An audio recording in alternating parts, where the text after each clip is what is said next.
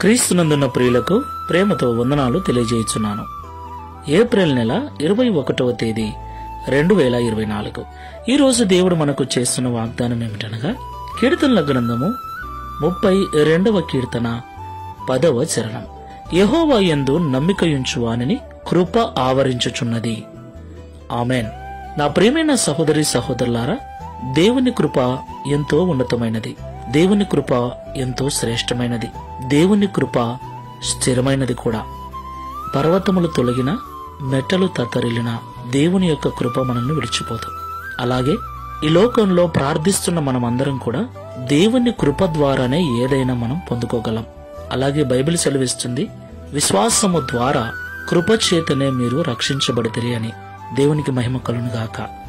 నా ప్రియులారా, ఇప్పుడు మనము ఏమై ఉన్నామో అది దేవుని కృప. మనము ఏమి కలిగి ఉన్నామో అదియును దేవుని కృప. సమస్తమును దేవుని కృప ద్వారానే మనం అనుభవించుచున్నాం. సమస్తమును దేవుని కృప ద్వారానే పొందుకొనుచున్నాం. ఈ విషయాన్ని మనం ఎన్నడూ కూడా మరవకుండా మనకు సమస్తమును అనుగ్రహించగల దేవుని కృప కొరకు మనం కనిపెట్టుకోవాలి. దావీదు భక్తుడు అంటున్నాడు, యెహోవా యందు నమ్మికయుంచు వానిని కృప ఆవరించుచున్నది అని. ఆమెన్. దేవుని యందు మనము నమ్మికయుంచాలి. ప్రియులారా, అన్నీ ఉన్నప్పుడు నమ్మటం వేరు, ఏమీ లేనప్పుడు నమ్మటం వేరు. మన నమ్మకము ఏమీ లేకపోయినా, ఎటువంటి అవకాశం లేకపోయినా దేవుడు ఉన్నాడు, దేవుడు చేయగలడని సంపూర్ణమైనదిగా ఉండాలి.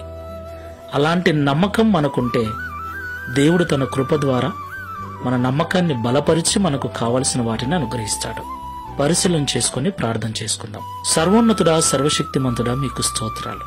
నీ యందు నమ్మికయుంచు వారికి నీ కృపను ఆవరింప చేస్తానని మాతో మాట్లాడారు.